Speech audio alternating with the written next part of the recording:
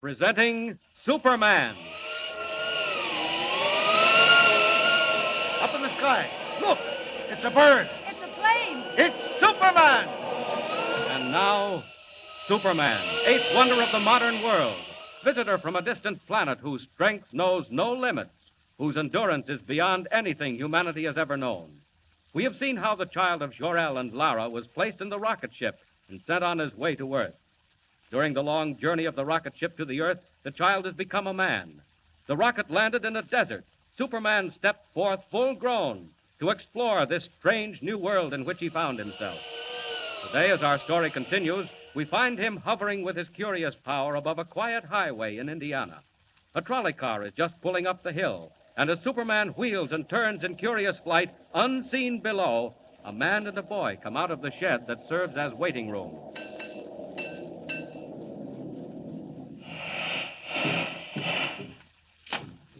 Morning, Professor. Good morning. Going into town? Yes, that's right, John. Taking Jimmy to the fair. That is a great show, all right. Well, I reckon you're my only passengers. Make yourselves at home. I'm going to get me a drink of water. All right. Why, Dad, we've got the trolley all to ourselves. Yes, regular private car. Where'd the motorman go? And just over to the spring for a drink. It's a mighty hot day. You'd better hurry or we'll be late. We can't start without the motorman. But we are starting. Look, Dad. The doors have closed. We're moving. Yes, what happened? Dad, I want to get out. The brakes. Something happened to the brakes. Let's get out, quick. Open the doors. They're jammed. They're tight shut. Dad, we're going faster and faster. We're going downhill. Dad, what are we going to do? Jimmy, come here. The window. Out the window, Dad. Get it open. Smash it. Oh, wait. Jump, Dad, jump. No. It's too late. Going too fast. We've got to, Dad. Look, there ahead, there's a tree. Jimmy. A tree's falling right in the tracks. Look, there in the sky. It's a man. Why, he's flying. It can't be. It's not possible. Dad, he's coming straight at us. He's swooping down. He's tearing off the roof. Dad! Quick, grab hold of me. No, put me down. Let me go. Stop it. One under each arm. Out through the top. Hold on. We're going to crash.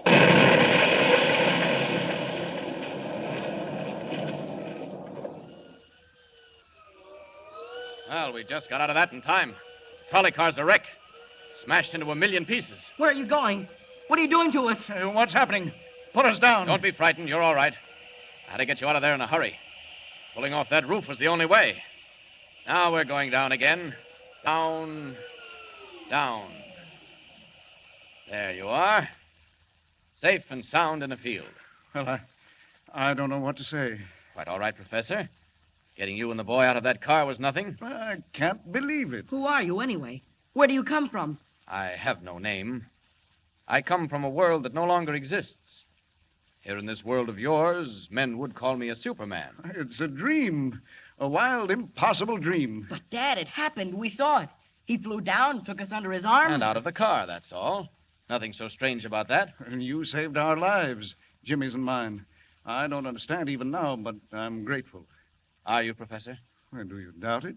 Would you do something to prove it? Would we? Anything at all. Then make me a promise. Promise that you'll say nothing at all about what's happened. What? Don't you want people to know? Not just yet. I want no one to know, except those I help. Will you promise? Well, if you wish. I do, believe me. Then you have our word. Is that all? No. You've given me your promise. Now I want your advice. You want advice from us? You know this world. I'm a stranger. You know the people in it. And I have still to find them out. You want to meet men, is that it? Not meet them, Professor. Observe them. Study them. See them at their best and their worst. Know which to help and when help is needed.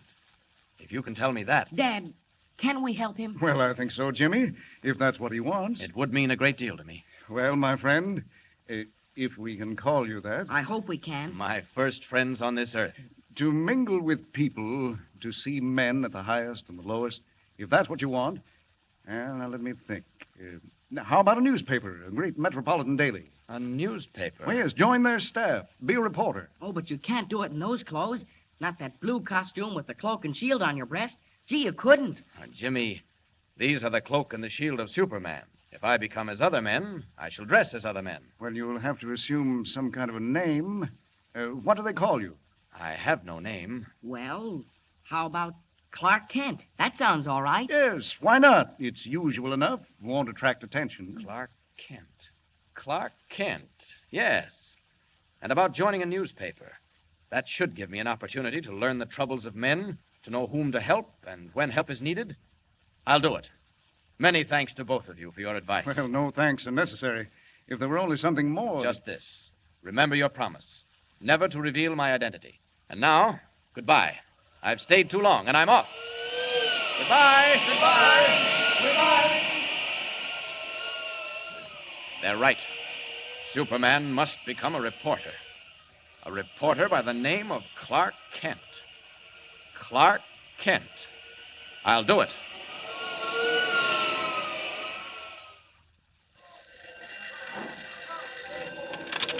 City room.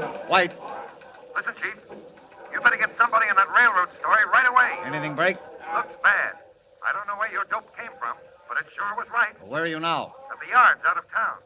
If I were you, I'd have somebody watch the man they call the Wolf. The Wolf. That's what I do, Chief. Watch him, trail him, follow him every minute. He's at the bottom of this as sure as you're born. Oh, hey, I gotta beat it. Someone's coming. So, Excuse me, Mr. White. That young man's still waiting. What, young man? Oh, the one who wants a job? Well, let him wait. Who have we got that's free? McCann's on the coast. Grayson's down in Virginia. Most of the day men are full up. I knew it. Confound it's always the way. Something breaks and nobody to handle it. What is it, Mr. White? Railroads. Sabotage. I didn't believe it, but there may be something in it after all. If there is... Yes, sir. If there is, Miss Smith, it'll be the biggest story since Lindbergh. And me short-handed. Oh, what's the use? Yes, sir.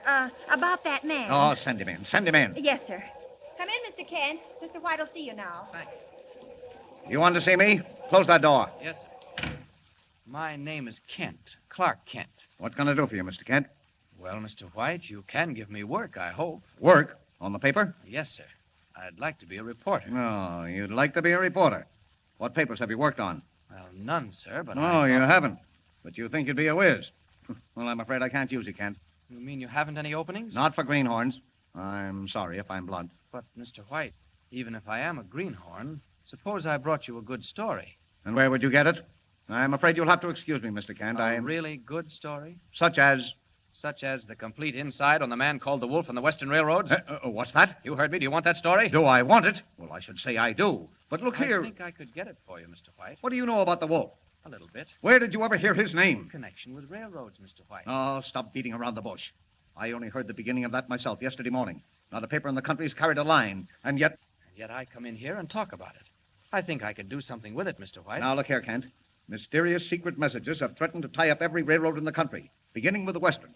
For a while, the road paid no attention, and then the crack flyer on the P&R went off a bridge. Yes, I read about that. Naturally. But you didn't read about the warnings because they weren't printed. Weren't printed? No, and they won't be. Not until we've checked all the angles. And then this man, the Wolf. Oh, yes, the Wolf. Now, where do you come in? How did you get to know the Wolf? Excuse me. City room, White. my friend, tomorrow night, the Silver Clipper leaves Denver for the west. It will not arrive in Salt Lake City. Hey, what's that? Who's this? I have been called the Wolf. Goodbye. Hey, come back here. Come back here. Wait. Yes, Mr. White? Where did that call come from? I'm sorry, sir. The party's been disconnected. Ah, nuts. Beg your pardon, sir, but if that call did come from the Wolf, I should be inclined to believe it. Huh? How do you know who that was? If I were you, I'd warn the officials in charge of the Silver Clipper. Look here. You couldn't hear that phone. What is this? How do you know who called me? As I was saying, Mr. White, suppose I brought you a good story. The story of the Silver Clipper and the Wolf. I take chances, Kent. I'm going to take a chance on you. Thank you, Mr. White. It's 2,000 miles. You'll have to hop a plane. I'll get there, Mr. White, in spite of the weather. Lord, I hadn't noticed the weather. Well, get to the airport anyway. You rang, Mr. White? Miss Smith, this is Clark Kent, temporarily attached to our staff. You'll note I said temporarily. Yes, sir. Kent leaves for the west by the first plane. Get him tickets and a $200 advance. Mr. White, all planes are grounded. That's all right, sir. I'll get there. Take him outside. Show him what he needs to know. Mr. White, I'd like to thank you. Oh, let it go, Kent. Let it go. You get a story and you get a job. You're either clairvoyant or the luckiest guesser alive. Either way, I can use you. But if you miss out, well... This way, Mr. Kent. Thank you, Miss Smith. It's nice of you to show me around. Pretty lucky, I'll say. 100 good newspaper men walking the streets, and you step right into a job. I say, I am lucky. You wait in here. It's the anteroom of the cashier's office. Well, I really don't need an advance. Oh, playboy in disguise, eh? Wait here. Oh, what a rotten night. Don't fall out that window. It's 20 stories down. Beautiful view, even in the fog. You wait right here till I get your money. Then I'll introduce you to a few real newspaper men. Planes grounded. 2,000 miles to go. Sorry, Miss Smith. I'm afraid I can't wait.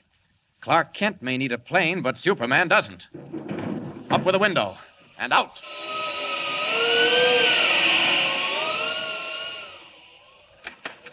Ted, I hope I didn't keep you waiting too. What? Miss Smith. Miss Smith. Oh, what's wrong? That man! Did he go out, that Clark Kent? Nobody went through the city room. He didn't go out. Well, I left him right here, the window. Oh, the open window. He went through it, and it's 20 stories down. He went out through the window. Out the open window, 20 stories above the ground. In the wink of an eye, Clark Kent, cub reporter for the Daily Planet, becomes Superman, eagle of the sky, winging his way west over city and plain, river and mountain, through the storm-swept night. But will he be in time? Can he checkmate the strange figure called the Wolf, discover the plot, save the Silver Clipper, roaring toward Denver at 90 miles an hour? And remember, don't miss the next installment of Superman. Up in the sky. Look, it's a bird. It's a plane. It's Superman. Superman is a copyrighted feature appearing in Action Comics magazine,